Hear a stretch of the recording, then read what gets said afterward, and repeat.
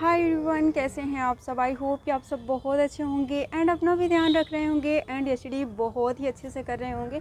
So friends, जैसा कि आज संडे है तो हर प्लेटफॉर्म पे फ्री मॉक प्रोवाइड कराया जाता है। तो आई होप कि आप लोगों ने मॉक दे लिया होगा और मॉक दे के एनालिसिस भी कर लिए होंगे।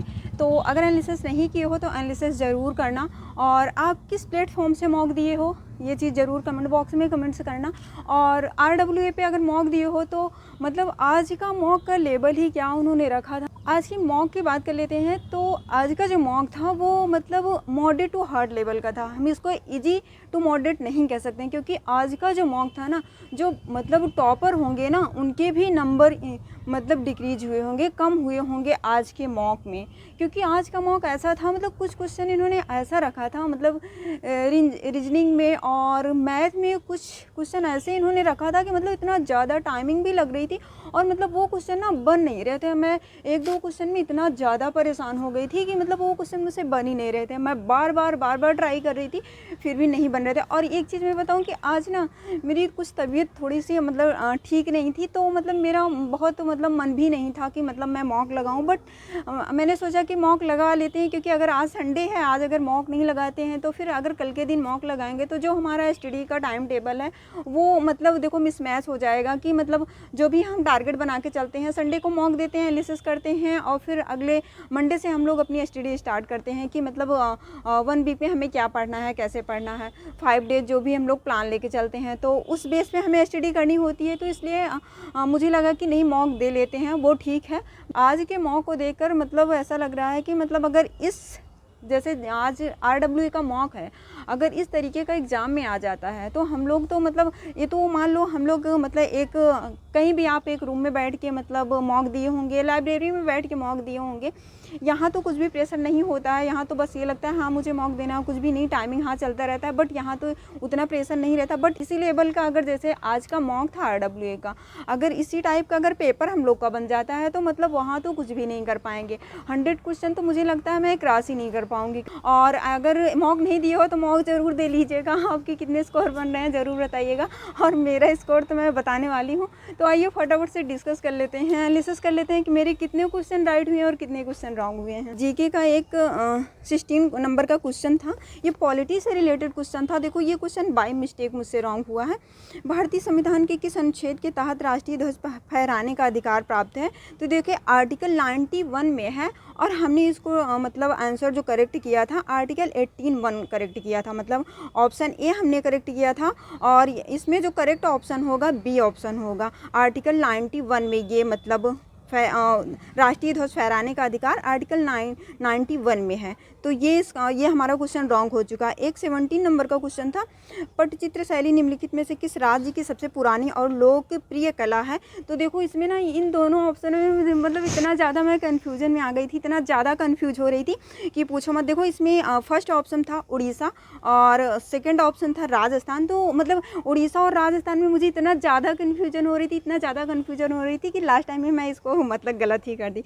तो मैंने बी ऑप्शन मतलब टिक किया हुआ था राजस्थान। तो ये भी मेरा गलत हो चुका है क्वेश्चन। इसमें करेक्ट जो ऑप्शन होगा ए होगा उड़ीसा, इसमें राइट ऑप्शन होगा। 26 नंबर का क्वेश्चन है, करेवा मिट्टी किस राज्य में पाई जाती है? तो ये देखो मतलब जम्मू एंड कश्मीर में पाई जाती है।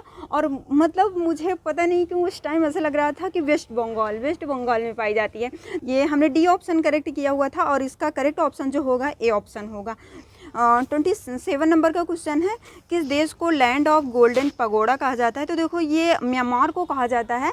इसका करेक्ट ऑप्शन होगा ए म्यांमार, और हमने टिक किया हुआ था सी जापान। तो ये भी मेरा क्वेश्चन रॉन्ग हो चुका है। देखो 32 नंबर का क्वेश्चन है, भारत में न्यूनतम आवश्यकता कार्यक्रम 5वीं पंचवर्षीय योजना के डैश वर्ष में शुरू किया गया था? तो ये फर्स्ट ईयर में शुरू किया गया था, और हमने इसमें ए ऑप्शन टिक किया हुआ 4th ईयर, और इसमें बी ऑप्शन होगा। तो इसका करेक्ट आंसर बी होगा, हमने ए ऑप्शन टिक किया होता। तो ये भी हमारा क्वेश्चन रॉन्ग हो चुका है। अब बात कर लेते हैं हिंदी में। हिंदी में हमारे 2 क्वेश्चन इनकरेक्ट हैं। वो भी देखो एक क्वेश्चन तो बहुत इजी था, मतलब उसको हम कैसे मतलब जब सबमिट कर दिए मॉक, उसके बाद जब हम उसको देख रहे हैं, एनालिसिस कर रहे हैं ना, तो मतलब वो इतना इजी क्वेश्चन मतलब विलोम बताना था उसका, और ये मुझे बहुत अच्छे से क्लियर है बिल्कुल। ये क्वेश्चन तो गलत होना ही नहीं चाहिए, इतना मतलब इजी क्वेश्चन, और ये क्वेश्चन हमसे मतलब कैसे गलत हो गया, मतलब मुझे खुद भी नहीं समझ में आ रहा है कि ये हमारा क्वेश्चन कैसे गलत हो गया। इतना मतलब इजी क्वेश्चन है, और ये मतलब मुझे मतलब समझ में ही नहीं आ रहा कि मैं इस क्वेश्चन को कैसे गलत कर दी, मतलब कुछ भी नहीं समझ में आ रहा। तो देखो ये 9 नंबर का क्वेश्चन था, हिंदी का मतलब क्वेश्चन है। प्राची शब्द का विलोम बताना था इसमें। तो देखो प्राची का जो विलोम होगा प्रतीची होगा, और इसमें हम उदीची लगा दिए। मतलब मतलब कैसे हम उदीची लगा दिए, मुझे बिल्कुल भी नहीं समझ में आ रहा है कि मतलब हमें उदीची कैसे मतलब उसको टिक कर दिया, मतलब उसको कैसे मतलब करेक्ट मान लिया, मतलब बाय मिस्टेक, मतलब कैसे कर दिया, कुछ भी नहीं समझ में आ रहा मुझे। और इतना ईजी क्वेश्चन है, मुझे बाद में देखने के बाद इतना ज़्यादा मतलब ऐसा अजीब लग रहा था कि इतना ईजी क्वेश्चन गलत हो गया। अगर यहाँ गलत हो रहा है तो ऐसे तो हम लोग को एग्जाम में भी क्वेश्चन रॉन्ग होते हैं ना। 20 नंबर का क्वेश्चन है। इसमें पूछा था कि निम्नलिखित में से फारसी शब्द कौन सा है। तो इसमें देखो आदमी होगा, बी ऑप्शन करेक्ट होगा। हमने इसमें सी लगाया हुआ है जमाई, और ये तो कन्फ्यूजन की वजह से, क्योंकि मतलब कन्फ्यूजन की वजह से ये रॉन्ग हुआ है क्वेश्चन। तो ये इसको हम नहीं कह सकते हैं कि ये मतलब हमारा क्वेश्चन कैसे रॉन्ग हुआ है, सॉरी। देखो हिंदी में हमारे 3rd क्वेश्चन रॉन्ग हुए हैं। एक तो इसको हम मतलब काउंट ही नहीं कर रहे हैं, मतलब ये हमारे माइंड में आ ही नहीं रहा, ये भी क्वेश्चन हमारा गलत हो गया। जो विलोम शब्द वाला क्वेश्चन है 9 नंबर का जो क्वेश्चन है, इसको हम काउंट ही नहीं कर रहे हैं, मतलब ये भी क्वेश्चन रॉन्ग हुआ है। क्योंकि मतलब इसको कैसे रॉन्ग कर दिए कुछ पता नहीं, इसलिए मैंने स्टार्टिंग में आप लोग से बताया कि हिंदी में 2 क्वेश्चन हमारे रॉन्ग हुए हैं, बट 3 क्वेश्चन रॉन्ग हुए हैं। इसको लेके 3 क्वेश्चन हमारा रॉन्ग हुआ है हिंदी में। देखो एक 24 नंबर का क्वेश्चन है, हिंदी का क्वेश्चन था ये। अग्नि परीक्षा किस रचनाकार की कृति है। तो देखो आचार्य तुलसी की है, हमने कौटिल्य इसमें टिक किया हुआ है। ए ऑप्शन हमने टिक किया हुआ है, इसमें डी ऑप्शन होगा आचार्य तुलसी। टोटल देखो जीके में हमारे कितने करेक्ट हैं, कितने इनकरेक्ट हैं, कितने हमने अटेम्प्ट नहीं किया है, बात कर लेते हैं अब मतलब टोटल स्कोर की।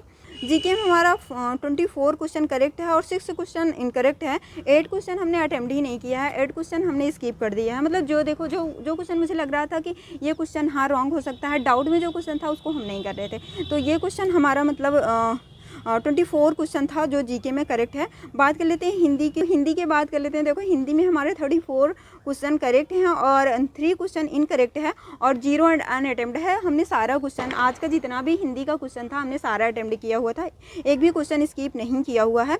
बात कर लेते हैं रीजनिंग में। देखो रीजनिंग में हमारे 37 क्वेश्चन करेक्ट हैं और इनकरेक्ट 6 क्वेश्चन इनकरेक्ट है और 7 क्वेश्चन हमने अटेम्प्ट ही नहीं किया हुआ है।